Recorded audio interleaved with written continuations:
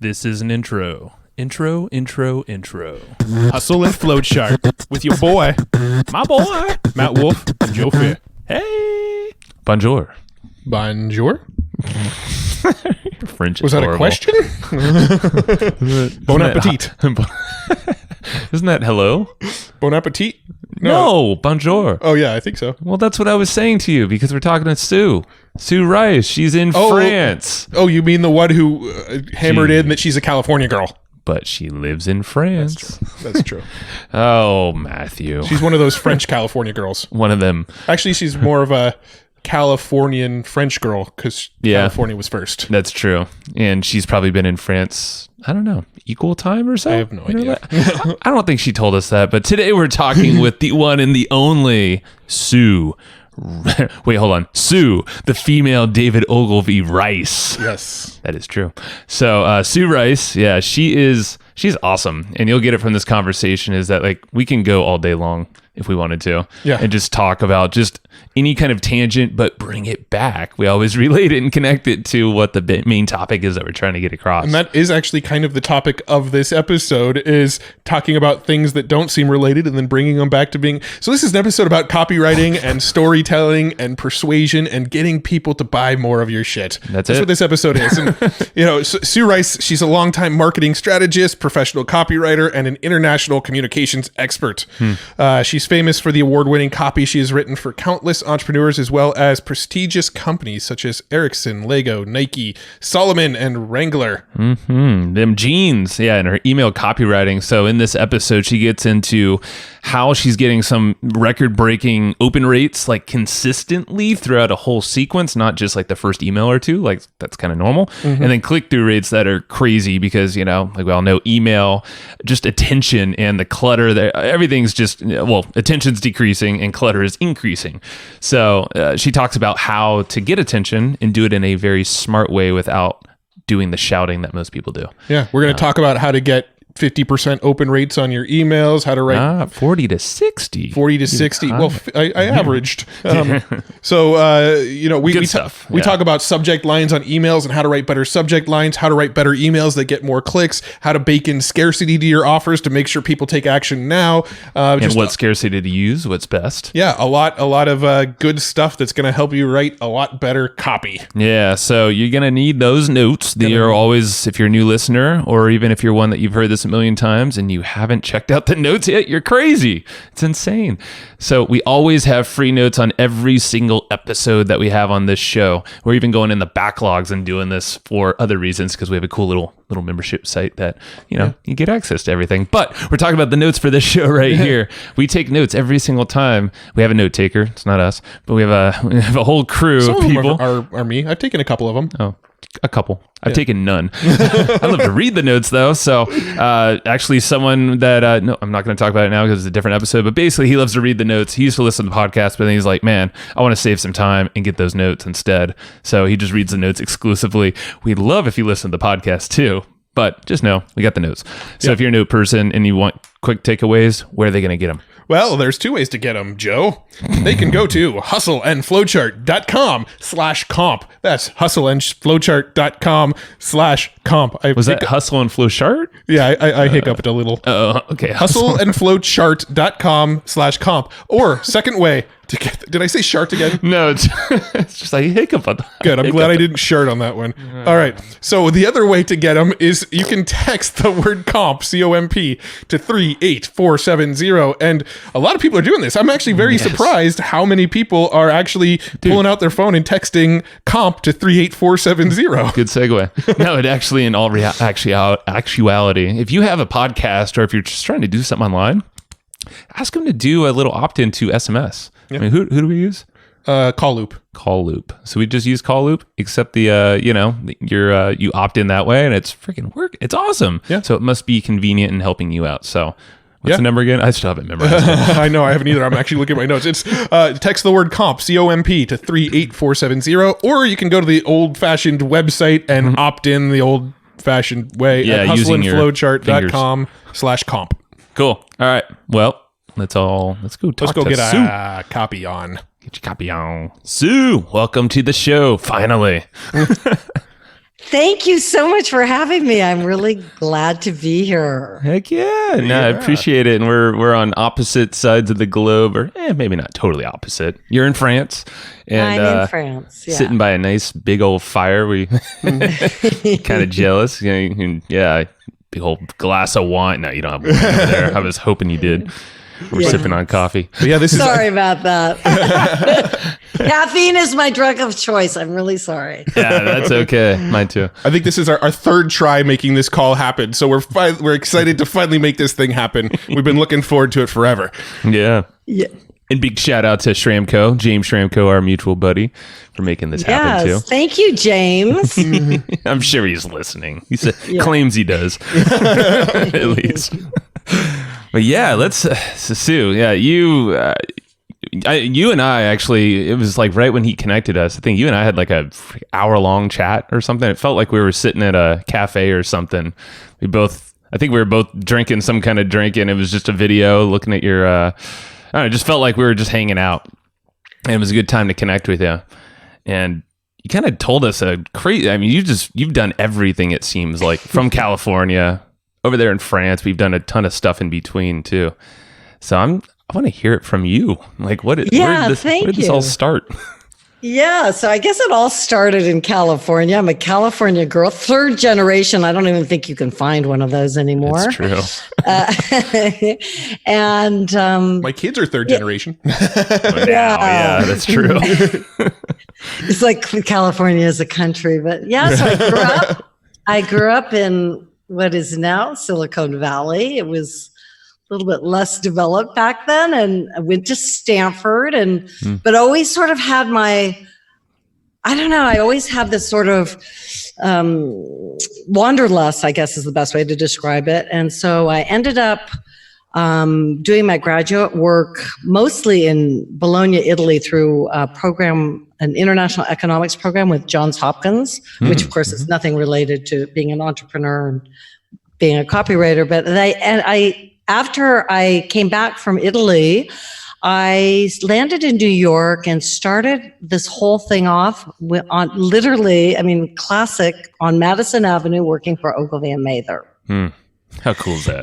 Yeah, it is pretty cool, right?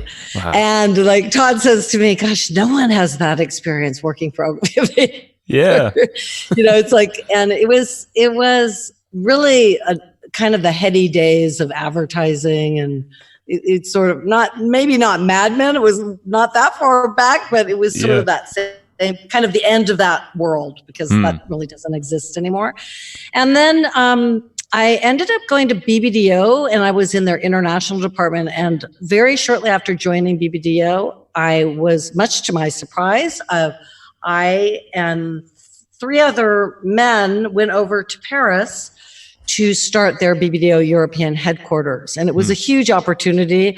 To be honest with you, I mean, I hope none of them are listening, but I think they thought I would just be like the pretty little secretary kind of, but I ended up sort of grabbing the opportunity, because a lot of times in these fledgling, I think that's sort of the glamour of being in a startup or being an entrepreneur. Sometimes in these startups there's huge opportunities, right? And it was huge. It was like I literally went from being a lowly assistant to I was the communications director of BBDO Europe, and it was just an amazing experience. Yeah. And loved it. I don't really want to go into, I don't want to spend too much time on it, but what I did was basically our remit was that BBDO, unlike a lot of ad agencies, had not grown organically. They had bought all these creative agencies and all these little creative agencies around BBDO, and our remit around Europe. And our remit was to kind of get them to work, all these creative egos to work together. So I came up, so what I came up with this idea was started doing these sort of studies called future studies, future man, future woman. And they were and basically what I did, it was like really simple. I asked them to go out and it was sort of like social media before social media, ask people, what was going on in their lives. And we packaged in all these offices, got all these offices involved. And then we packaged it up into this really sexy presentation. It was like, lots of film clips and music and we just, on the basis of those studies, we made millions and millions of dollars off of them because no one else was doing that. It was sort of like, trying to talk about what the emotions were, like what women were feeling, what youth were feeling, what men were feeling. And it was, the original one was done for Gillette because BBDO worked with Gillette. Mm-hmm. So it was like the whole, I don't know if you remember the Best a Man Can Get campaign. I don't even know if it's still running, but it was on, that study was what that idea came from. Really? Right? Interesting. Yeah. Okay. And so they were really, really powerful. And it just, oddly enough, I still think that kind of thing is powerful. It's still about connecting with where people are emotionally, right? Now, we didn't have the social media. We didn't have, it was the 90s. So there wasn't anything that we have now, all the tools we have now, but the sentiment is still the same, right? That when you write, when you create ads, is that you need to connect up with where people are and maybe a little bit ahead, right? It's kind of future pace, like where they're going to go. Right. Like the future woman, the whole theory behind it, which was really simplistic, to be honest with you. I basically wrote it on the back of an envelope, but was the idea that women were more confident. Mm-hmm. So nowadays, that's like, well, yeah. Duh.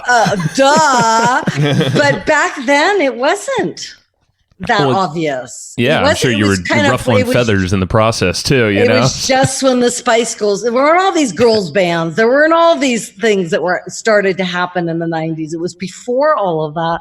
And, definitely ruffled some feathers, for sure. Yeah. But, so like kind of looking a little bit, and if you watch things carefully, it's easy to see there are things happening even now, like on the internet, that if you watch, that, in 2 years' time, you'll say, oh, well, that's obvious, right? Mm-hmm. But if you listen and you watch, you can see trends coming forward, right? So that's basically what I did. And then, to be honest with you, we were giving away that for free. We were getting we got literally probably about somewhere between $20 and $50 million of business on the back of those things. But I realized it was a business, right? Mm-hmm. So I left and I started my own company, and my first client was Nike. Wow. And I did a study for them, actually. But it was interesting. I did a study for them about European women and their kind of approach to exercise, which is totally different than American women. Mm-hmm. Yeah. To be honest with you, they weren't crazy about the message. Well, yeah. So give us a little. So you're in Europe at this time still. Yeah, still in Europe. Yeah, I left the agency, but I never left France. Gotcha. Okay. Yeah. Right. So I started working with Nike and a bunch of really big companies. Because in the process of doing all those presentations, I was on TV.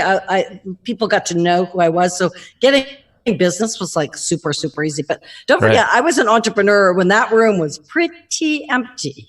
Oh, yeah. This is the mid-90s. There was no one. I remember going to a women's conference in Brussels in the late 90s and talking about how great it was being an entrepreneur, and people were literally looking at me with a blank face. It's like, why would you do that? Yeah. Who are you? And I always thought it was so great because you could actually have this really great career and also, have the flexibility to be looking after your kids when you needed to and at their school events and all that. I always thought it was kind of but I talk about being a little bit before the trend. I was at least 10 years before. Well, did you obviously you're in the middle of this company, you saw the connections. I feel like you're good at future pacing, or at least spotting what's coming. Is that kind of what was a big catalyst? And obviously the lifestyle, it sounds like you've always been very mobile too. So you kind of wanted that flexibility, it sounds like, to become an entrepreneur and create something from everything you've, kind of honed your skills with over the years. Yeah, I think what drove me, yes, the flexibility I'm pretty much I always wanted that. I'm not really a great person with authority, basically. Yeah. I think that might be something that links up a lot of entrepreneurs. So that would just, I'm fine with working with clients. I'm fine with, but I'm not really good in bureaucracies. Mm-hmm. That's not my thing. That's not the pool I want to swim in. And, but I think what I was trying to do in those early days with people like Salomon and Lego and all these people that I worked with, and I worked at pretty high levels. I was working with like the CEO of these companies. What I was trying to do was show them, because it wasn't a little bit, now it's like, duh. But back then it was like, I was trying to show them that the people they were advertising to, the people they were marketing to were real human beings with real emotions and real struggles and real triumphs. And so, for example, once, I don't know, you guys are probably too young to know this, but once upon a time, the way people would do research is they would bring people in, and I don't know if they still do this, but they would have like a glass wall, and people would be behind, all the like advertising agency and the client would be behind eating M&Ms, listening to like these questions, like they were like sort of like laboratory rats. That's how there was this huge sort of physical divide between you and your client. And so what I was saying to people is like, let's not do that. Let's really get to know what the real emotions. And I remember I got Nike, I got their whole, I brought them to Italy and we were like playing football with a bunch of people. And, I said, no, we're going to sit around in a living room, or we're going to go play sports, but we're not going to, because these are real people. You need to like interact with them as real people. And I did many, many strategic projects like that for the many, many companies. Salomon was another one. I don't know if you know, it's a ski company in France. Actually, definitely. Well, I want to actually, before you go a little further, could you walk us through, like, say with Nike, for instance, and getting that true connection and researching? Maybe expand on that a bit, because it sounds like that's something anyone can still do, or at least put themselves in the shoes of their customers a bit. I mean, one of the tricks that I use now as a copywriter, which is sort of fast forwarding to today. I mean, to be honest with you, all of this was I was always a strategic copywriter. So I would take the strategies and then I would write up their brand communications internally and externally. But the point of departure was always their consumer, right? So nowadays we have so many tools that can shortcut that. We don't have to like bring people to Italy and play tug of war with them. But what we can do is it's a trick that a lot of copywriters use, but it's super good, is you go on and you read reviews, right? You do review mining, and not 5-star review mining, because they're all pretty much the same, right? But you go into like 2 or 3 stars and you start hearing people's pain points. You start hearing what's really going on and what they're struggling with, and how that particular, we're not critiquing the book, but we're trying to understand what people are grappling with, right? Versus old-fashioned research where you talk to them on the phone. I mean, you can do that, but there's a lot of sources now. You can look in communities and forums and Facebook groups, and start getting a handle on, and also just experience, right? Well, it sounds I remember reading a sales letter from I've always thought was one of the greatest, is from, I can't remember the name of the guy who wrote it, but it was for the woman who lives in San Diego with you guys. I can't remember her name right off the bat, but she was talking. What he was talking about was it's for Amy, right? And she sells an email list building product. And the pain point, and he's so right. The pain point that he talked about was that people are embarrassed to say what size their list is. Yep. It's like the walk of shame. Like, how big is, it's like the question no one wants anyone to ask them. Like, how big is your list? You don't have over 10,000 people. What's wrong with you? But you know what I'm saying? It's like just experiencing, you don't have to be a huge researcher, or you just listen to where the real pain points are. Because a lot of times the real pain point isn't that you're 20 pounds overweight. It's that you have to wear that dress to that event, and it's embarrassing. Right? Mm-hmm. You know what I'm saying? It's those moments that, like the reunions where you're like, oh my gosh.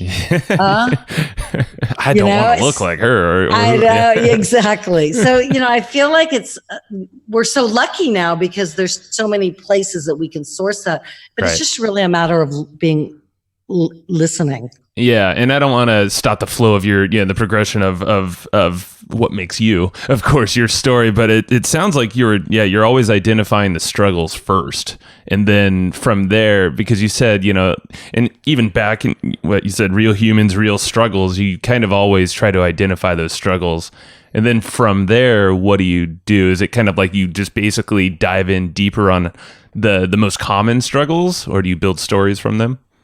Well, I feel like when I've thought about this a lot and we'll get to why I've thought about it a lot, but I have this huge story library that I use to illustrate what people are dealing with, right? Mm-hmm. And so I've had to sort of categorize what those stories are about. And when I think about it, they're kind of two categories, right? So they're the struggles people have, the pain points, but a lot of times the pain points are driving us towards something. So if I have a pain point that I'm overweight, I want to get rid of that, right? I want to go to that place where that doesn't exist anymore. But they're not just pain points, they're also obstacles. There's things that physically we don't have. We don't have enough time. We don't have enough money. We don't have enough information, whatever those are. And then there's, of course, the famous obstacles that we have in our head, which are probably the most universal. You're probably safest when you go to those because almost everyone has that little bird on their shoulder saying, I'm not sure I can do this. I'm not absolutely positive I'm going to be able to do this. So, there's the things that prevent us from doing things. And then there's the pain points that are kind of propelling us forward to getting, because it's pain. It's a pain point. It's like, if your hand is being burnt on the oven, you want to move away from the oven. That's what the pain point is. So the pain point propels us forward, and the obstacles prevent us from that momentum. From that, so that makes sense. So there's two kind of different categories, I think. Yeah, no, I like that. And that helps a lot. And thanks for doing that, because it's almost like the pain points connect to desires a little bit. And then you have the obstacles, or like you said, limiting beliefs. It's all the stuff that we're all walking around with. We all have something. So your job is to identify this. There's also another thing. I mean, and I'm sure you guys have all experienced this. We've read copy or seen a video or whatever where someone talks about our pain points that we can relate to. They talk about the obstacles that we can relate to. But you know what? We just don't really like the person who's talking about it. That's the thing a lot of people just forget. Sometimes I just don't buy something because I'm not really sure about the messenger. Right? Yeah. So it's also about, and there's nothing wrong with that because, fortunately everyone doesn't love everyone. So right. So I think it's also part of being marketing and being an entrepreneur is understanding who will be more likely to gravitate towards you. Yeah. I mean, we were talking earlier about introverts and extroverts, and I think sometimes that's why partnerships work, right? I remember when I used to work with my husband, it was, there were people that would gravitate. He was more sort of the boys' boy, he played the political games, and I'm like hopeless and all that. And then there were, I was sort of the more sort of creative people so we kind of balance the room off. Yeah, makes sense. Some people would gravitate towards me, and some, so that's why partnerships can be so strong, right? So that there might be one in the partners that some people will be gravitating towards one member and the others to the other, and that's good though. Yeah, I feel like that makes a good any relationship in general too, even with exactly. spouses. Yep. Yeah, I think in marriages that it works that way often too. Yeah, I agree. So that is interesting, like the messenger just matters so much, and then connecting with that other person, in maybe the language or the tone. Like there's a lot of stuff happening other than just words or there's a lot of relatability that has to happen that's unseen, it seems like. I think so. I think so. I'm never really sure if everyone feels that way. You got to remember, my entire adult life, I've been living in a country where I speak French, obviously, but it's not my maternal language. So it's almost like you become, when they say, like if you're blind, you end up having another sense that's stronger. So I feel like my intuitive sense is super strong simply because I've become an adult person in a country where I'm not speaking there. I don't speak that. That's not my maternal language, right? If that makes sense. So I rely on my intuition much more. And also I work virtually, so I also have to rely on it there. But I think that there's always that sort of that feeling that someone just doesn't connect. Mm-hmm. And I feel like as marketers, we need to be aware of that. And it's okay, right? It's okay. I'm sure there are people listening just like, Sue sounds stupid. So, right? It's fine. That's this okay. Is real talk. Sue's got real talk. That's, you know what I'm saying? There's some people that will connect, and then some people, and that's what, and in understanding who is connecting, of course, is super important. Yeah. Well, I feel like just trying to be the person that connects with everybody, just by doing that, there's going to be people you don't connect with that they see the fact that you're trying to be everything to everybody, and that single thing is going to be what repels them from you. It's like, I think it's a detriment when somebody is trying to be everything to everybody and try to appeal to everybody. And I think that's a big mistake that a lot of marketers make, is they try to say, how do I make this product? How do I make this offering? How do I make my messaging appeal to every single person that sees it? Which tends to... It's like, I think a lot of... I'm a woman, so I will say, I find that in my humble observation, a lot of women do that in life too. It's like this people-pleasing thing. And the reality is, you undercut your power when you need to be liked by everyone. And it's a marketing lesson. It's a relationship lesson. And unfortunately, one of the things I learned really early on is, if I care what everyone thinks and want to please what everyone thinks, I'm making myself smaller. Right? You're giving your power away, essentially. You're giving your power away, and to what? It's like sort of the ether, right? It's like whatever. And so I feel like, obviously, it's important to be as kind as you can be and all of that. But I feel like at some point you have to say, this is me. And if that doesn't feel comfortable to you, I totally respect that. But this is where I stand. And you can see it in marketing. People who do that, oh my God, are much more successful. Yeah, it's almost like they disqualify folks a lot more than they try to qualify them. Yeah, I don't do this I normally, if I feel like that there's not a connect, I'll just I try to do things to sort of dissuade people so that they, right, rather than just say, but every once in a while I say, you know what, I just don't think this is a fit. Well, especially working with a client one-to-one, it's like, why would you want to work with someone that you don't connect with? And but even with an info product, if you have a great offer that's very clear, and the ads, for instance, you're paying for traffic, and you don't want everyone under the freaking sun clicking that ad and not buying, but like, let's get really targeted. It's really coming down to the targeted avatar, it sounds like, in the online space. Yeah, but I think people also need to be gentle with themselves, because I know everyone talks about this, and and the reality is it's an evolution. We learn as we move forward, as we put campaigns together, as we talk to people, who is really our avatar and who isn't. I think people are always saying you got to do that up front. Well, sometimes it's like you're guessing at the beginning. Yeah.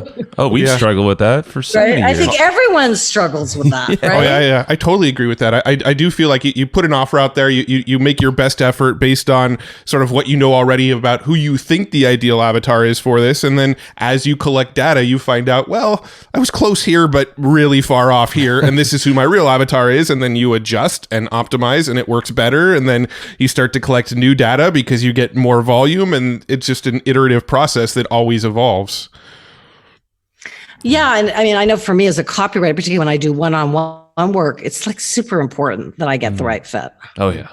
Yeah. Because when I don't, it just doesn't work. Yeah. Right. Well, I mean, it's very difficult. Oh yeah. Yeah. Especially with client work. I mean, it's literally someone you're agreeing to hang out with a lot, and spend a lot of your mental and emotional energy into it. It's like, you better pick them right. Oh yeah. We ditch clients very, very quickly these days. If we tell it's not going to be a good fit after like the first call, we're like, yeah, we don't want your money. Don't need that. Yeah. I mean, because it's just at the end, every time I haven't listened to that, I've regretted it. Yep. Like big time regretted it. And I know, speaking personally here, is I've had that's been my biggest lesson, my evolution through business, is saying no and picking the right folks, because naturally I am more of a people pleaser.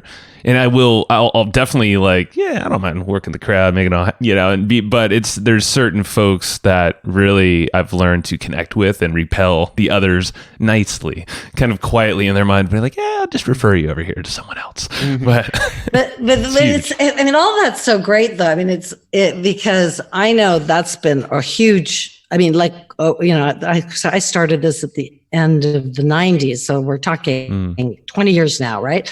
But that I'm still learning that. And I think that a whole idea that saying no is actually is a really important thing to be able to do in life in general, not just in our work, but and being able to say, you know what, that isn't okay. I can't do that.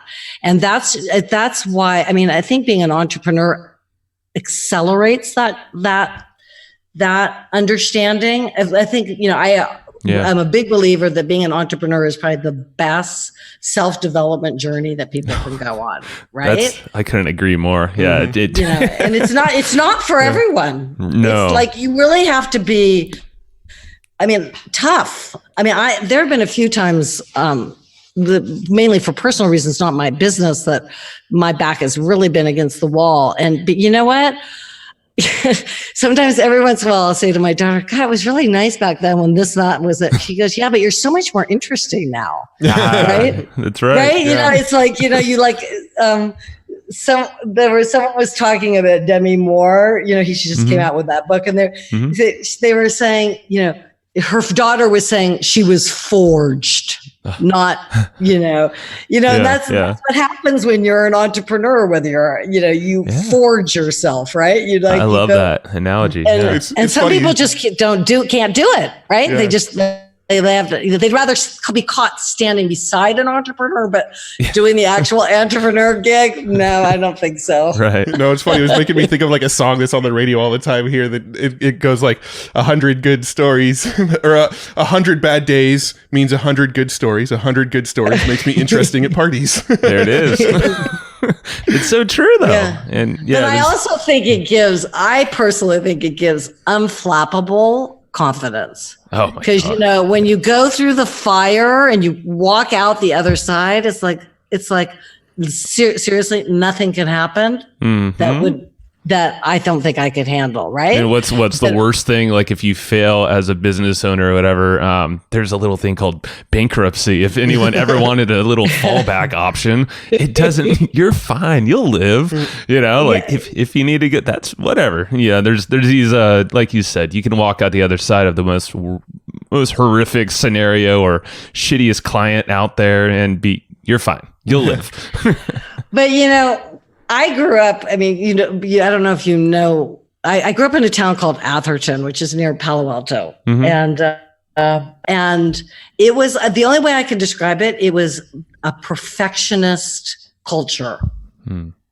Was that you had to be perfect? Was it anything about like it was about money. It was about, it was everything. You had to be beautiful. You had to be thin. You had to be smart. You had to go to Stanford. It was just like perfection. But you know what? Cause I was actually writing some notes about, some of the mistakes I've made in my life. But one of the biggest mistakes was that, right? That compulsion to be perfect, because if you're trying to be perfect, you can't evolve. And that's what's so great about being an entrepreneur, because it's impossible to be perfect as an entrepreneur. It's not just not possible. You can kind of fake perfection in the corporate world, I think, but you can't. That's hard to do when you're an entrepreneur. Well, it's hard to mask that, especially if your personality is so ingrained as an entrepreneur or as your business. But even if it's not in the brand itself, it's with your company, it's with your team, the culture and everything you bring. So it's everything. But you can't if you want to be if you want to be perfect, you won't move forward because you'll be too afraid. I mean, I'm sure you've heard the story of Sarah Blakely's father. It's like they would come to the dinner table, and he would say every day, "What was what? How did you fail today? How did you fail today?" That. Yeah. It's awesome. I love that. And I love this exercise. I just wrote it down because I want to do it. Is literally go through and just write down every single mistake I can think of that I've made. And, it's almost like just an ever-growing list, but it'd be cool to always, occasionally, obviously look back at the list and you do some meditate, you could journal on all that stuff. But, like you said, it's going to be an evolution. Yeah. And on the other side of every mistake is you learn about yourself, you evolve, you get ideas from that. If your back isn't against the wall, why would what's the motivation? You get comfy. You get too comfortable and you're like, I don't need to fix that bad habit of mine. I worked with a guy it was actually at BBDO, and I can remember him. I remember being so shocked by this. He said, I'm being as quiet as I can in my office until retirement because I don't want anyone to notice me. I was thinking, that's so horrible. What kind of existence is that? Like, that's exactly what he did. It's too bad. Yeah. But like you said, as an entrepreneur, if you do that, it's like, well, you're obviously not, throwing offers out there to people. You're not telling people what you do, showing your value to the world. So, but it's not cut out for everyone. And that's okay. But we all should. I love the whole mistakes, and we totally took a detour from your story and where you were going. I think we went down this rabbit hole of pain points, obstacles, but then I think you were going to hit on experiences. Yeah, we've kind of left it off at to me, a lot of what I do, I think a lot of what a lot of people do is just like a Mexican meal, right? So you have the same ingredients. So what I was doing for Lego and Nike and even BBDO really isn't actually that different than what I'm doing today. It looks like it's a burrito, not a taco, right? So true. Growing up in San Diego, we know. Yeah. It's about being strategic. It's about listening and being intuitive about where people are, because that's really what it's all about. And it's about expressing that. See, and of course, I'm totally biased on this particular topic, but I think, to me, it's what matters are not your little boxes and your little funnels and the lines that connect the boxes up, but it's what the words that are inside them. It's all about the words. And I think it's one of the reasons why a lot of people get frustrated, right? Because they line up their boxes and they do their fancy funnels, and then it doesn't work. Right. Yeah, we've been there many times. We're there constantly. We're still there constantly when we're putting out new offers. So, Sue, how should we approach this instead of funnels first? It's really about it's so much about the message, and it's about having those sort of fresh insights about where people are, right? And one sort of fast forwarding to what I do now is, and again, this has all been an evolution, but I've been doing strategic copywriting essentially from the beginning. That's what I've been doing in different guises and in different forms. Right. But now because I prefer to work with, one of the things that started to frustrate me I remember I did this huge thing about, with Salomon. We traveled around the world. We talk to people because, they're all about the experience of the mountain, right? But they're just sitting there talking about fiberglass and the fact that it's, 2 centimeters of this and made up of that. And it's just like all about it, no emotion to it, right? Yeah. So we went around and we talked to skiers. And anyway, I did this whole presentation, which the board gave me a standing ovation. It was epic. And I came back 3 months later and they hadn't done anything with it. Yeah, of course. And so I thought, I can't do this anymore. I need to be working directly. I need to be working in smaller companies with people that can really implement what I'm doing. So that's when, and also it sort of coincided with the fact that the internet was becoming more and more sort of that wasn't a side anymore. It was the main meal. And so it kind of all so I started working with much smaller companies, and that's what I'm doing now because I prefer it. I work with, a lot of business owners and entrepreneurs. Yeah, well, it seems like, you have traction, or you can see the traction fairly quickly when you're working with a smaller, maybe not a smaller, well, it is a smaller company, but you can actually hey, do this, move adjust these words this specifically, and then you'll get that impact that you desire as a copywriter as well. Yeah, I'm one of the battles that I had given my advertising background, which I don't actually confess very often. So you guys, I'll be confessing it here tonight, yes. Or morning your time, is that I always had a battle about direct response. So direct response copywriting really works, right? It really does work. But I always, having come from the advertising side, once upon a time, there was this huge, the direct response agencies were sort of, you kind of felt sorry for them, right? They were we were the big advertising agencies doing the big Super Bowl ads, and they were just doing these stupid direct mail pieces, right? And but then of course the internet turned that one upside down, right?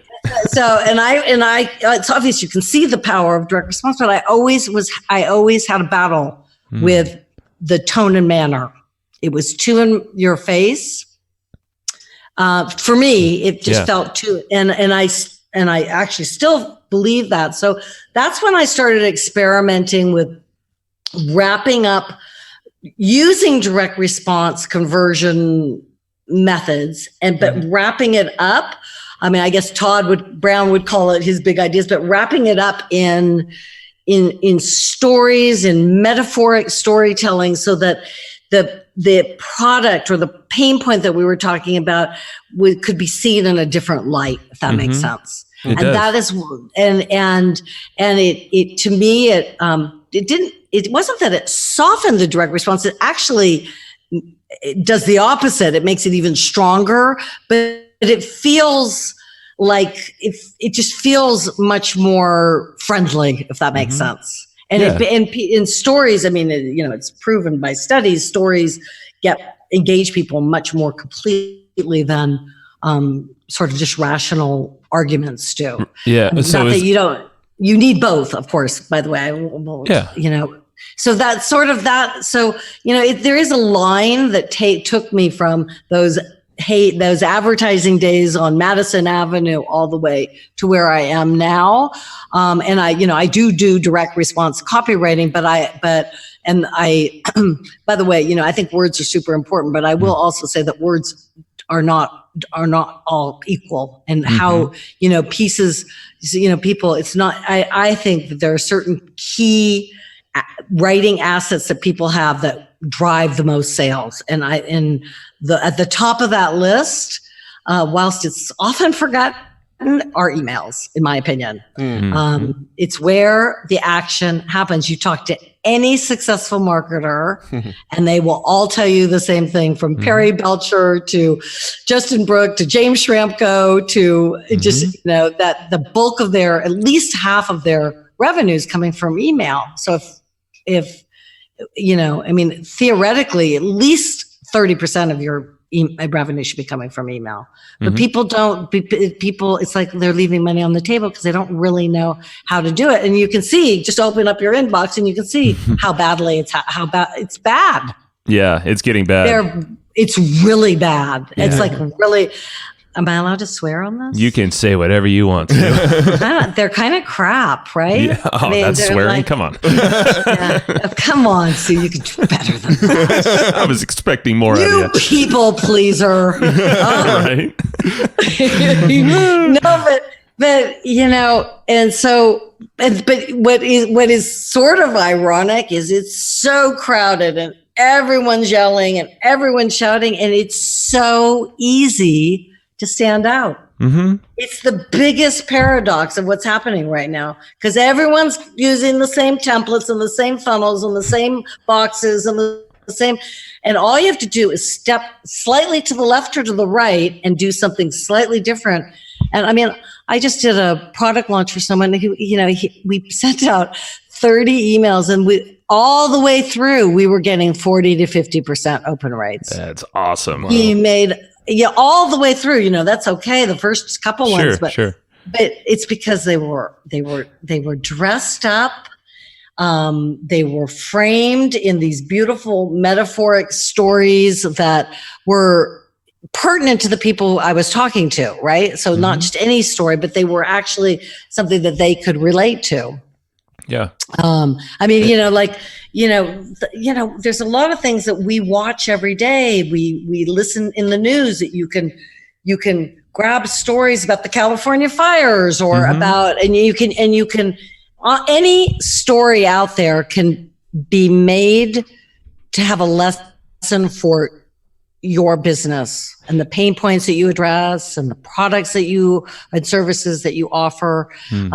It's just with a little extra thinking. You can't find it in a template, unfortunately. Yeah. So you actually just reminded me, because I believe, unless I'm just making this up, when you and I talked, a couple months ago, you said you save a ton of stories that just connect, and then you kind of store them away and you use them in the exact same way that you're talking about right now for client work. I have a story library. Talk about that a little bit.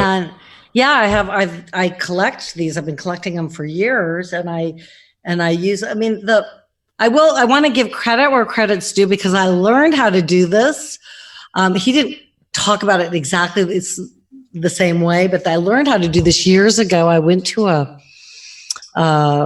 I don't know if it was a workshop or I guess sort of a mini conference or workshop that was given by Matt Fury. Do you know him? Yeah. He's a genius. He's a really interesting guy. And he basically, he had this formula where you would, you'd start off an email, you'd tell a story, you'd have a lesson of the story, and then you'd connect it up with your product service. So that's when all this began. I started doing, and now I've kind of developed it into my own system, but that is where it's, it took me a while also to figure, because it sounds so simple.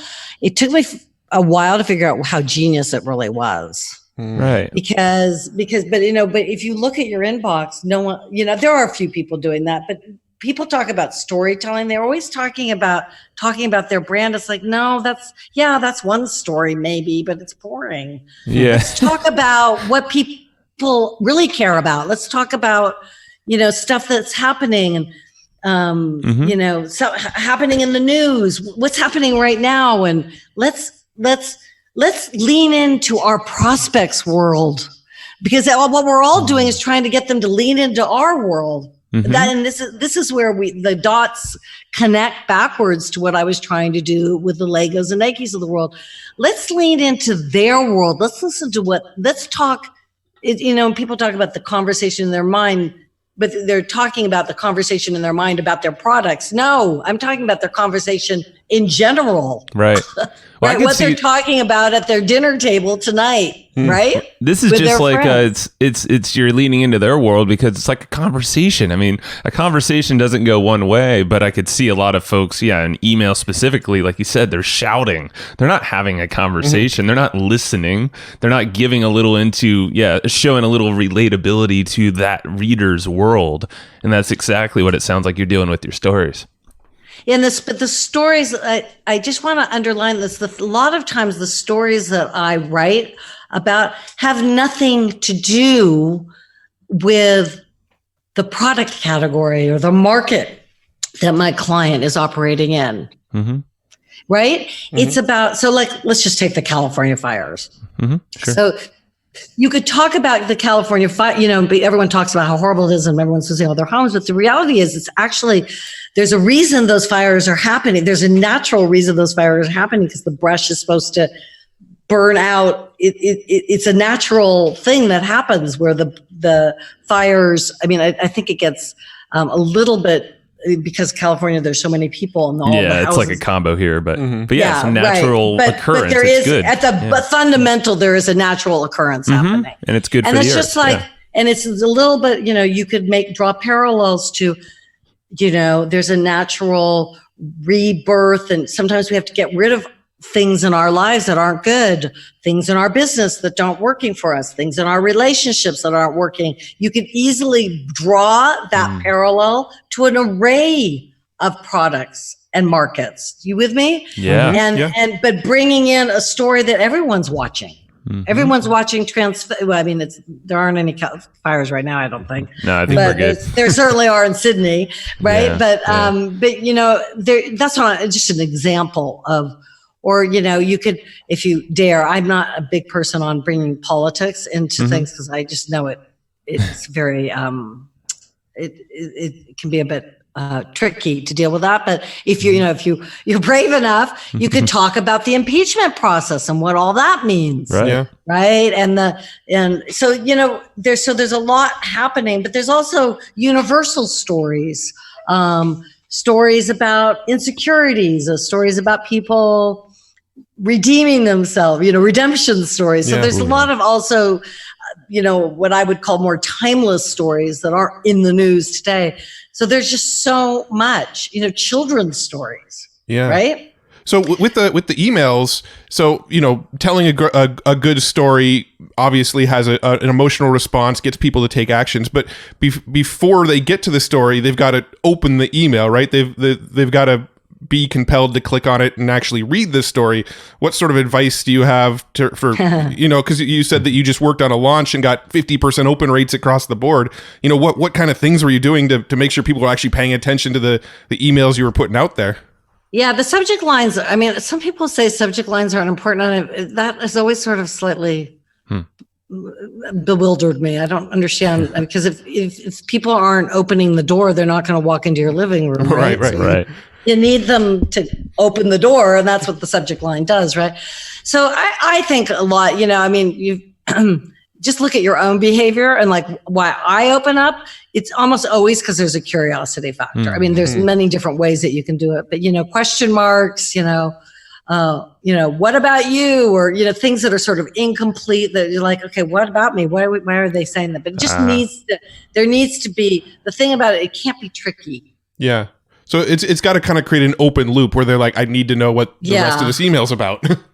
Yeah, exactly. And it's sort of incomplete. The one thing I will say, though, I think it's important that, like anything, it has to be a balance. So email is all about the yin and the yang, right? So you have to have, a lot of people think emails are about just setting up autoresponder sequences, which is sort of like saying, okay, I go to this party, I say, welcome, really good to see you. And then I don't talk to someone for 8 months. And then I expect them to know who I am. It's like, no, that doesn't work like that. Right. So there's a yin and a yang between autoresponder sequences and more dynamic sequences that you're creating ongoing. There's a yin and a yang between, you can't have every single email either be story-based, right? So you have, sort of transactional emails that I think people sometimes that are actually they've got really high open rates. So, but there might be a way of squeezing out the mileage of a transaction email that people don't do. You have, you know what I'm saying? So I think that, there's a crafting of sequences and of an entire strategy so that it doesn't always feel like, if you, every single time I get an email from Sue, there's a story. It's like, oh, I know that, there needs to be some unexpected. That goes for the subject lines, because you can't use the same tactic every single time. If that makes sense. Yeah, you know what? The interesting thing is, surprisingly for us, I think the emails that get the best open rates are the ones, this is in our scenario, are the ones where we're flat out saying, hey, this offer is 50% off today only, grab it, right? Where it's just straight up, hey, we're doing a sale, here's what we're doing, click the email. And those emails get the best open rates. I don't like sending those all the time because I think they will become less and less effective. But for whatever reason, those are typically, they do work. But that's also, that's a good example of balance. So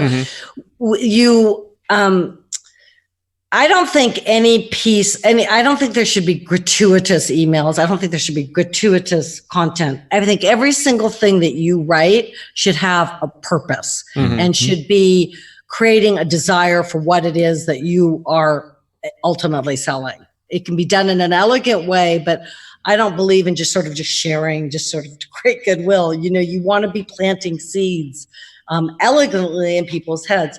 And, there is no doubt about it, because I've written thousands and thousands of emails. And every time you do, the 50% off flash sale ends tonight at midnight. Those are the ones that get opened the most, and those are the ones that react. But, you need to remember that you can't only have those either. Right. Right? Because there needs to, it's just like, if you had a friend and every time you talk to him, it's like, hey, I've got this really great idea. I have this fantastic thing I want you to buy. But after a while, you're like, can we just talk about something else? Right. Yeah. So there needs to be, that's what I talk about, the yin and the yang. That's why, but even the story-based emails are not just sort of gratuitous stories. Right. There's a reason behind them. They're illustrating in a new way how your product can help them. They're illustrating their pain points so they can relate to it better, right? Yeah, the story kind of creates an analogy that makes the offer make more sense. It's metaphoric. It's and using analogies. It's like, I always, and some of the best marketers in the world, like someone like Steve Jobs, right? I mean, you guys all know about the 1984 ad, right? That was a metaphor. Right. It was a metaphor for IBM versus Apple.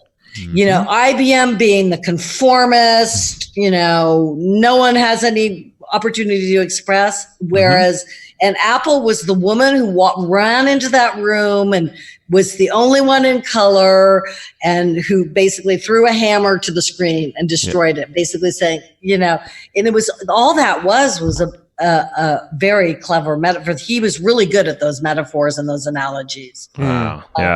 That's, but he even went one step farther, which was, we talked about leaning in. He was also leaning in to the sense of self-empowerment that the baby boomers were all about, right? So he was leaning in, he was he was making Apple part of that lexicon, part of that dialogue. It was super clever. The crazy ones, and then just kind of expanded on that. He just expanded that whole vision.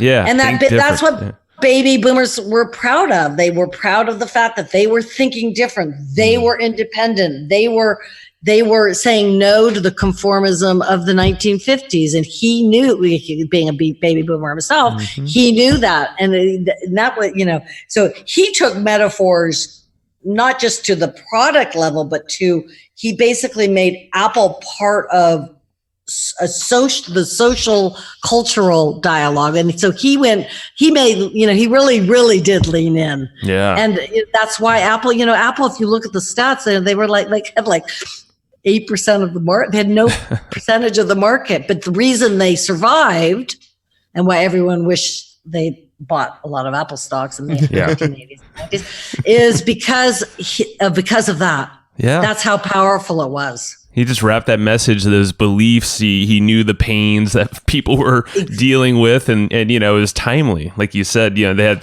similar obstacles, and he's like, here's a new mechanism, here's a new thing you can do, and wrapped it in every piece of that business.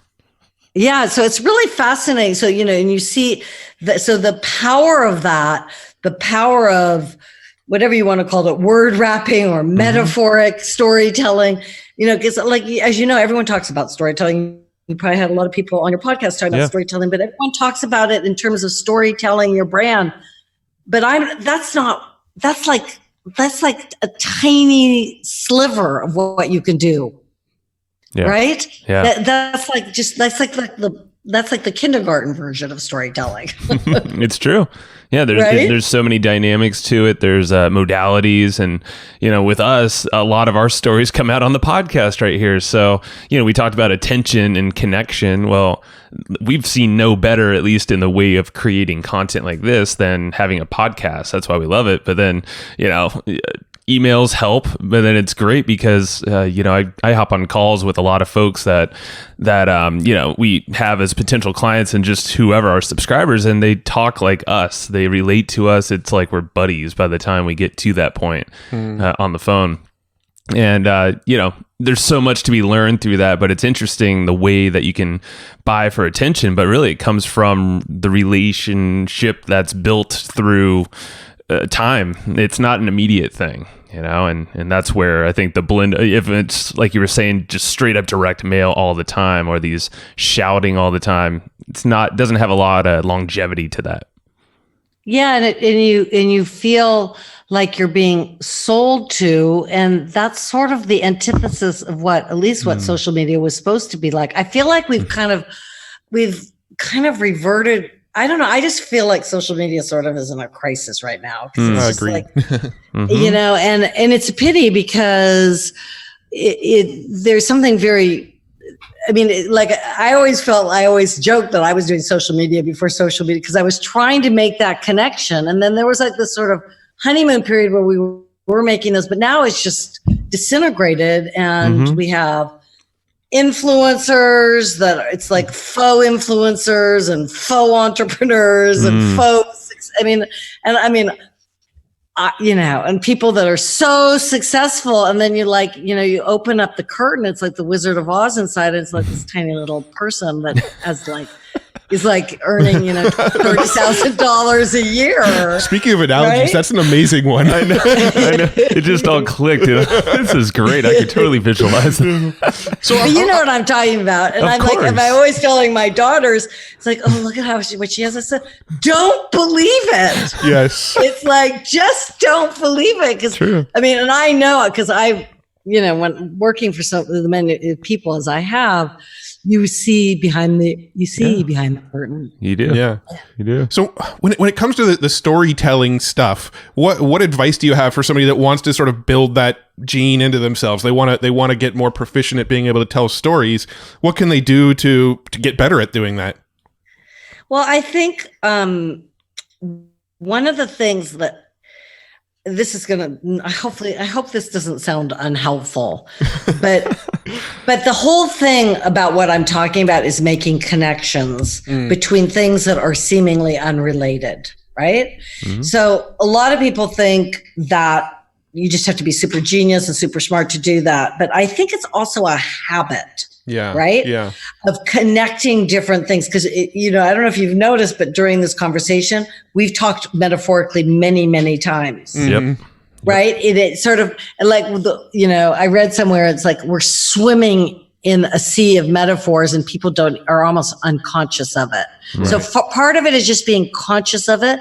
And part of it is one of the ways that you can make connections between unrelated things, which makes things so much more interesting and puts what you're doing into a much newer, fresher light for people, is extensive reading, reading, watching movies, getting out of our world of I'm selling supplements or I'm, you know what I mean?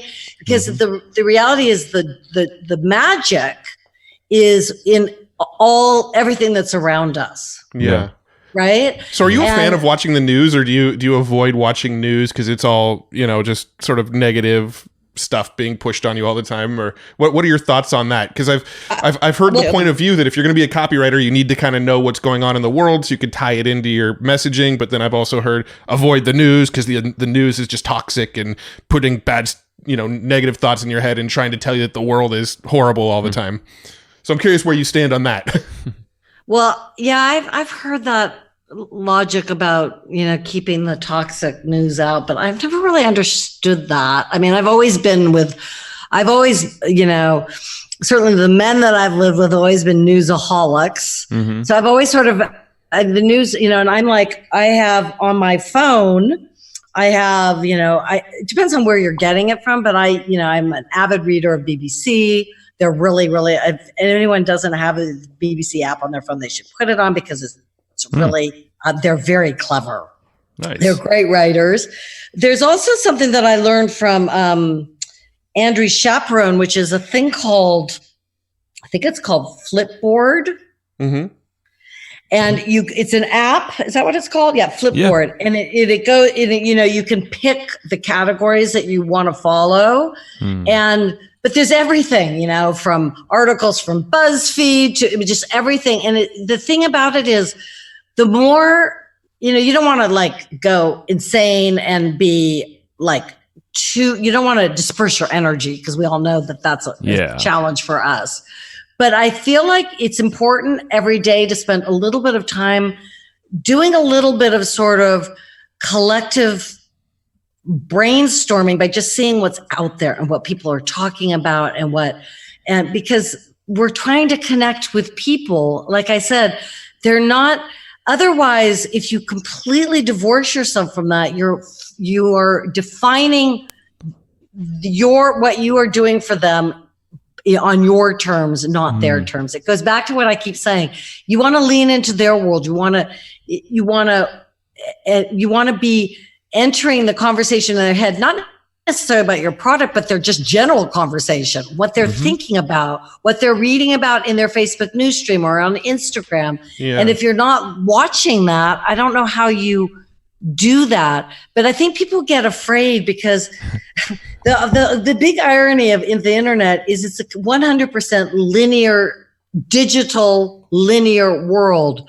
But the beauty, the magic isn't in the left brain, it's in the right brain. Mm-hmm. It's where we're making connections and it's a circle and we talk about things like we have tonight, a ton of things that frankly aren't always related to each other, but it all kind of works together. Because that, and I feel like if people could embrace that, it's a little bit scarier because it's not like, point one, I do this, point two, I do this, point three, because, and I used to do these strategic sessions with people with these big companies and they were like, it was like, they're like, oh my gosh, we're talking about everything and the moon but sometimes you have to brainstorm and be creative and talk about non-connected thing to shed light and insights on what you're doing. 100%. It makes so much sense. So going back to kind of the news question, there's a good chance that your audience, the people you're trying to talk to, are watching the news. They are in tune with what's going on in the world. So you might as well be also so that you could speak to them where they're at. This is actually interesting because I kind of went the route like you said, Sue, is cutting off all that input because of I was just like, okay, I'm just gonna focus, I'm gonna deal with my own stuff. But I almost, because actually as you've been talking, I've installed the BBC app and Flipboard, so I'm changing this and I'm reinstalling Instagram on my phone because you just gave me the permission to start on social media. No, I'm just kidding. Yeah. But I kind of cut myself a lot off from these inputs, and I could see where that is a detriment.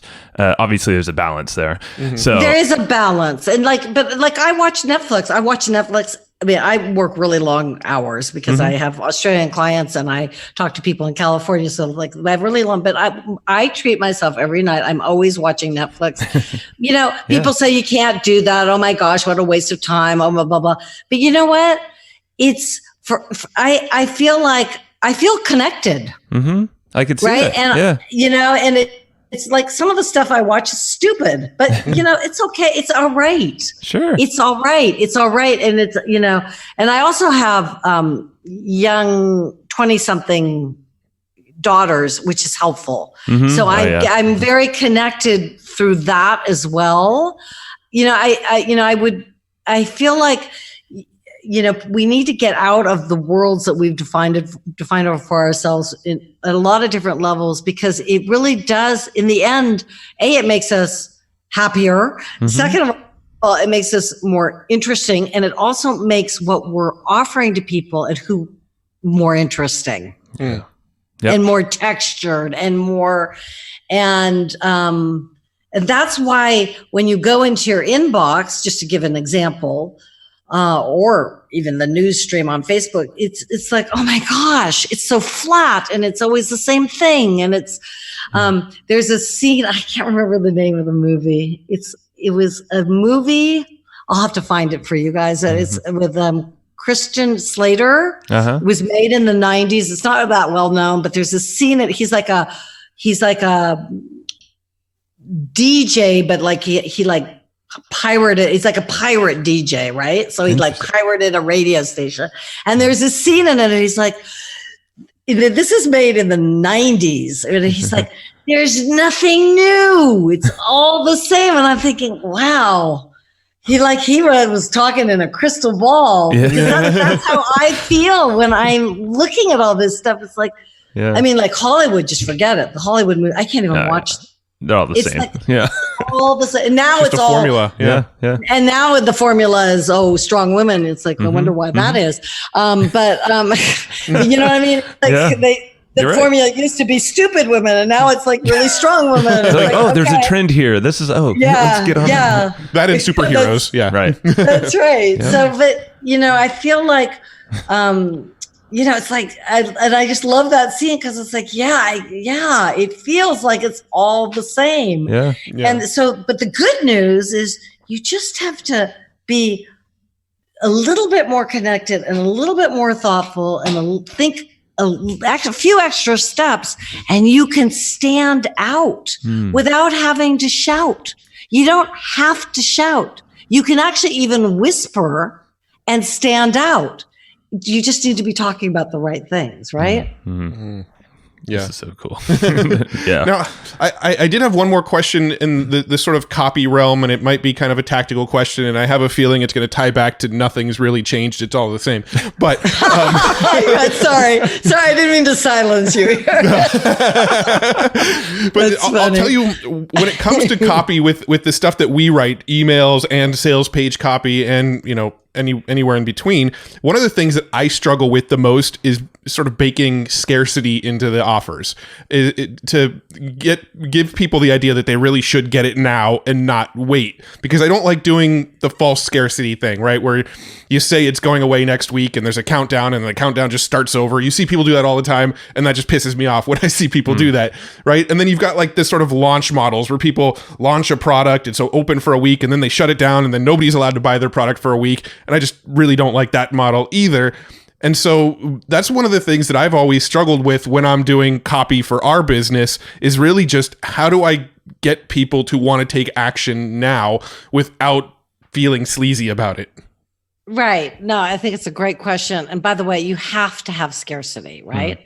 So it's just like, remember I talked about the yin and yang. You cannot have every single email with a scarcity. It's like every, saying midnight on whatever day is it today, and you can't always use the exact same tactic, but there's two ways of having scarcity. One is time and one is quantity, right? But you have to have it, because we humans don't act. I mean, I was working with a guy for over a long period of time, and he actually had a list that hated him. I mean, I was like, he tried to hide that from him, but oh my God, I saw some of the comments. And, but over time, we got them to like him. But every single time we had a, whatever you want to call it, a flash sale or, a short-term 2-day sale, the numbers go up. Right. But so you have to have, it either has to be quantity, or you can do it. I think time works really well. Yeah. And what I see more and more people doing is really shortening it. I mean, I'm not basically I think you should be having some kind of whatever. I don't really like the word sale, but some kind of offer that is limited in time, or it has a discount or whatever it is. At least once a month. I know people who do it once a week. I think it's, but I would do at least once a month. But now, wouldn't the argument against that be that it's sort of training your list, training your audience to just wait for the sale? Well, it depends on what, it depends if you're always offering the same thing. Absolutely. Yeah, things. Right. But okay. you need to do different things, and it could be that you have a bonus. Like you have some kind of bonus or a free book or I don't know, whatever it happens to be, or a phone call with you guys, or the offer, you can be selling the same thing. You can have one product and you can have 50 offers. That's what people don't get. And you just dress them up in different clothes, right? Yeah. And it doesn't have to feel, there is no reason that you have to feel like that it's sleazy. Yeah. There's a way of doing this elegantly, and of course making sure that you're always offering value, which you guys always do. Yeah, the only time that I feel like it kind of starts to get borderline sleazy is when you get the fake countdowns, right? The countdowns that are really just counting down to nothing, and then they just start over again to try to get people to buy now. Yeah, my favorite is the countdowns, and then actually we're just opening it up for another couple of days. It's like, what? Yeah, I am not a fan of that. Exactly. My dog ate the computer wire or whatever. It's funny. I think one of the good examples of this is really it's a very famous example, but the Sports Illustrated football phone example, right? Like I used to have a subscription to Sports Illustrated. I don't think I ever read one issue that came to me, but they were giving away a jacket that had the San Diego Chargers logo on it. And it was like $15 a year for the subscription. And I'm like, ooh, I want this. I hate the Chargers now, but at the time I loved the Chargers and I wanted this jacket. So I paid for the $15 subscription to Sports Illustrated to get the jacket. And then literally every single issue that came, maybe not the swimsuit edition, but every other issue that went in the trash can. Well, there are a lot of people who really believe in those sort of premiums, like the free mugs and the. Yep. I don't do that often, but I know they really, really work. Right. Agora does it all the time. I mean, Agora is big on that, right? Yeah. I mean, that's a classic direct response. Yes. Tactic. But and I think every once in a while you can throw that in. I know a lot of people who do that. I wouldn't do that every single time, but you can also throw in other things, right? Yeah. I mean, so I feel like, but human beings do not act unless they have to. If you leave it open-ended, the sale isn't going to happen. Just the nature of we're all the same way. If we all fess up, we've all been there that night, at 11:55 when the midnight thing is about to, it's like, should I really do this or not? Right. And we've all been there. Right. Because, we all know, we're all marketers. We know that deadline is somewhat artificial. Right. But it's still effective, even for us know-it-alls. Right. It's true. Quantity and time. I mean, but like you said, the time probably being the bigger presser of the scarcity that we're. Yeah, it's really hard. And then people use discounts too, but I'm not a big fan on discounts. Same. Yeah. I mean, it's really hard to sell on quantity when we're like in the digital realm that we work in. Like, hey, there's only 50 copies of my ebook available. Oh, bullshit. Yeah. Yeah. I mean, I think I do either done with you or done for you. So for me, it's more it's hands-on practical, right. or like events I can't. There's a limit to how many email sequences I can provide people. So for me, I can use that because people get that, right? Yeah, for sure. But there's a way of doing it where it's not. It doesn't feel sleazy. It doesn't feel sleazy. It's real. It's not going to ruin the connection because that's, again, you want to keep that relationship open. So. Yeah, exactly. And the problem is, what people don't get is I'm sure you guys have heard this, but the two most precious assets we have besides time, are trust and attention. They're hard to get. And the trust, if you break it, I was telling the story of someone, I probably shouldn't say the name of the company, but it's okay. Yeah. Someone contacted me. This is years and years ago. Like it must have been 2006 maybe.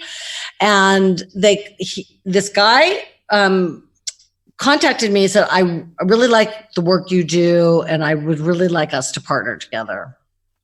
So I got on the phone with him and he started to pitch me.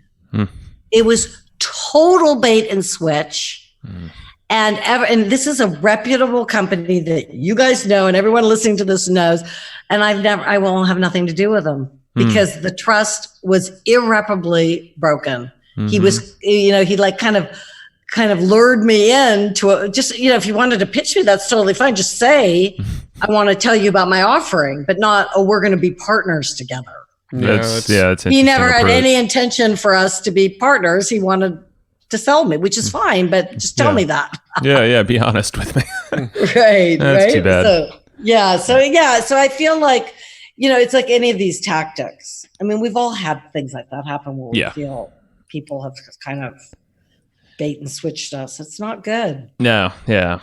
Well, tell us because we want to wrap up, but you've been so dang gracious with your time. We've been going on for a while. Fun. It is. I know. And I was thinking, I'm like, I could literally, because this is how your and I's talk when we first got introduced by James. I think it was like, I don't know, almost an hour. It just felt like time flew. I'm like, these are just fun to tell stories. And like, it's exactly what you do is connections between unseemingly, related things or unrelated things. And I could just see how it just makes for great conversations. So. It does make for good. I'll tell you guys a little unrelated story. I do a lot of bike riding and I do a lot of walking, and every once in a while I'll like go out and I just don't come back for like 3 hours, and like my kids will start panicking and calling me, and I'm like, don't worry, I'm just talking to XYZ or I'm good at that. Yeah. Well, tell us, so folks that are listening, obviously some of them might want what you have or you do some work, but tell us about your copywriting for a lot of companies. How can they learn more about you and follow you and maybe reach out if they want to hire you? Sure. So just in terms of, if people want to reach me, I'd be happy just to, you guys can just write me at my email, which is super easy. It's Sue, SUE at SueRice.com. And basically I work with people in a couple different ways. I'm a big believer because I think writing is hard for people and getting it right is hard for people. So I do a lot of done for you services. I create dynamic sequences for people. And it's basically a done for you, but I've made it, pretty affordable for people because I sort of feel like right now people have two choices when it comes to copywriting. They just have kind of templates that they just plug in things in and it doesn't really work very well, or they have expensive copywriters. Which is kind of hard to do when you're particularly for ongoing emails, right? Because it depending on what your business is doing, so it can be difficult for people. So I have that. So I have a done for you. And I also offer workshops, small workshops, maximum 20 people, where I teach you. I can teach you. I can train your team how to do this. So that's the other option. And I also I'm doing this less and less, but I do copywriting critiques for people. So I can, what I do is I'll go through and I will tell you exactly what you need to do to change. And you basically can either do it yourself or you can give it to a copywriter, that's less expensive than me to do it. And so I do that, but I'm doing less and less of that just because I don't have the bandwidth. It's a time thing. That's awesome. Yeah. Well, in SueRice.com, would that be good to check out? Obviously, they could write. Yes, of course. SueRice.com is the name of my site. You can find out a little bit more about my background. I have some writing samples there. Cool. Which be updated as the famous website updating, and so I'd love to hear if you just want to talk. I'm happy to. I'm always, as they say in French, à l'écoute. I like to listen to people. À l'écoute. À l'écoute. And I write only, don't worry, all my writing is in English. So That's true. I will not write French. Yeah, I'm in California. Don't forget that. Now, are there any books around copywriting or storytelling or anything like that you can recommend to people? Yeah, there's a book that no one knows about that I wanted to recommend, and I wrote it down because I always forget the name of it. It talks about the power of metaphors, okay? It's called The Tall Lady with the Iceberg. And the power of metaphor to sell, persuade, and explain anything to anyone. And it's a woman named, I think her name is Ann Miller. And she actually trains people to use metaphors in presentations and in selling. So it's slightly applied differently, but I think and it's something that most people aren't even aware of that book. And you can't buy it on Kindle. You have to buy a real book. But it's really, really, really interesting. It's what she talks about. It's really, it's really, really the whole, it's something that very few people are talking about, but it's super, super powerful. And it's a great way to stand out in an elegant way, I think. Awesome. That is one we've never heard of. Yeah, I think that's the first time we've had that book recommended. Awesome. Yeah, I think it'll probably be the only time. Although I do know Todd Brown likes the book, but he came out the original edition of it was, I think, called just metaphors, but she decided to put a metaphor in her title because she's tall, and she talked about how a metaphor can, it's more than just the tip of the iceberg a lot of times, and it allows you to go deeper. So yeah, so that's why she named it that. Title. Yeah, she'll explain it better than me in the book. So sorry if my apologies, Anne, if I'm paraphrasing it now. Shout out to Todd Brown too. You've come up a few times. Yeah, but I know he says he reads this book. I mean, like I said, it had a different title initially. He reads the book once a year because there are a lot of people who write who believe that metaphors are the most powerful way of communication. But I think a lot of people get intimidated by it, which is why I offer this done for you service. They get intimidated by it because they feel like, oh my gosh, I have to be like this amazing writer or this amazing whatever. But I do encourage people to think about it because creating those connecting up unconnected stories is a way of surprising giving people the unexpected so that we don't have Christian Slater as that pirate DJ going, it's the same old. Yeah. Or Groundhog Day with Bill Murray. It's like, that's right. You don't want to live that. We're doing it over and over again, the same thing. Well, that's right. That's exactly what we're doing. We're living in a groundhog world. It's like, yep. Pretty much. Well, so anyway, we've kind of done the tour. We've done the tour, but maybe we'll do another tour because I bet we can go a lot other angles, with copy and storytelling. That would be interesting. But Sue, thank you so much. All of that. There's a lot. Actually, we could go a lot deeper about. Yeah. I think copy is actually easier.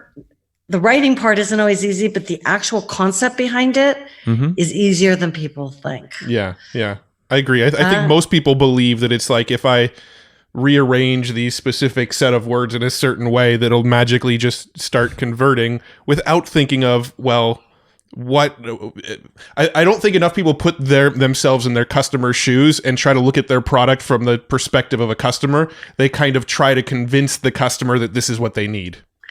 Yes, I don't think. I think that I always use the words. I'm a strategic copywriter. I use that for a reason because what people don't get is all words are a reflection of thoughts. So if you don't have the right thoughts, you're not going to get the right words. You don't have to have fancy words. You don't have to be a fancy writer, but you do need to have the clarity of thought about what it is that you're trying to communicate. And it's not just about what your product's about, but what that person on the other side of the table you're trying to convince is grappling with. And that's the missing piece, right? Yeah, it's research, right? That's why copywriters are constantly researching and gathering. And then finally, that's all work. That's probably like 80%. So iceberg. Well, yeah, the research thing, I just don't even get. I spend days researching. I am working with a guy who's an architect, actually, and who's split between the West Coast and the East Coast. And I have literally we started in August. I'm still working with him. We spent 5 months just researching, talking to his clients. And there has been such a wealth of ideas and insights about what he's doing and what he brings to the party. But without that, taking that time, we wouldn't have figured that out. Yeah. Because one of the basic research is just getting on the phone and talking to people. That's probably the eeasiest way. Just get right to it it. is the easiest. Yeah. All right. So anyway, listen, thanks so much for the time. Yeah, I'm sure you guys Thanks a lot. Take care. All right. You take care of yourself. We'll talk soon. Bye-bye. Bye. Hey. Thank you for listening to that episode. This is Joe Fear. I'm sure you probably already knew that. And Matt is not here right now, but I'm pretty sure he enjoyed the episode just as much as you and I did, because, he went into the production of kind of making that thing right along with me. So thank you very much. And I want to give a quick shout out to our buddies over at Easy Webinar. These guys have been supporting us for a long time. And Casey Zeman is just a super good guy all around. He's actually been on the show before. He's the founder of Easy Webinar. So if you look up Casey Zeman on any podcast platform you're listening to, go check him out. Go check out his backstory, what he's all about. You can learn a lot about webinars as well. And right now, Easy Webinar, these guys are actually hooking you up with a great trial. It's a completely free trial to test out their software, soup to nuts, check it all out and see if it's a good fit for you. If you go to easywebinar.com/hustle, that's HUSTLE, if you didn't know how to spell hustle, there you go. So if you go to easywebinar.com/hustle, you can go grab a free trial. And Easy Webinar literally lives up to its name. It's super simple. Super easy. And it does all the stuff that you're looking for in any kind of thing with webinars. They literally cover every single type of webinar you possibly can do. So from live to automated to scheduled at specific times and all these crazy features in between. Can't even list them all out. I'll be here way too long. They give you a ton of advanced analytics, what's working, what's not during your webinar based off all these actions. You'll see who attended, how long they stayed, if they clicked the offer or if they didn't. Basically, you're going to make more money and you're going to work less with this thing, and you're going to create better relationships with the folks that are listening because it's a good experience. You want to give that good experience along with some great content, of course, and a killer offer if that's what you got for them. So go try it out yourself. Go check out easywebinar.com/hustle. That's easywebinar.com/hustle. Alrighty. So that is the end of this episode. Thank you so much for listening to this episode, enjoying it. Hopefully you did. I'm pretty sure you did if you lasted this long. And go check out Easy Webinar when you get the chance, and we will talk to you next time. Bye-bye. Thanks, everybody, for listening to this episode of the Hustle and Flowchart podcast. Before taking the time to listen, we want to give you something a little bit special. Every single episode that we do, we actually have somebody on our team take notes. We basically have a Cliff's Notes version of every episode where you can go and find all of the tips and tactics that they laid out, all of the resources that they laid out, all the good stuff from this episode. We actually have a nice simple notes version that you can find on our website. So go to evergreenprofits.com, find this episode that you just listened to, and give us your email address and we'll send you the notes.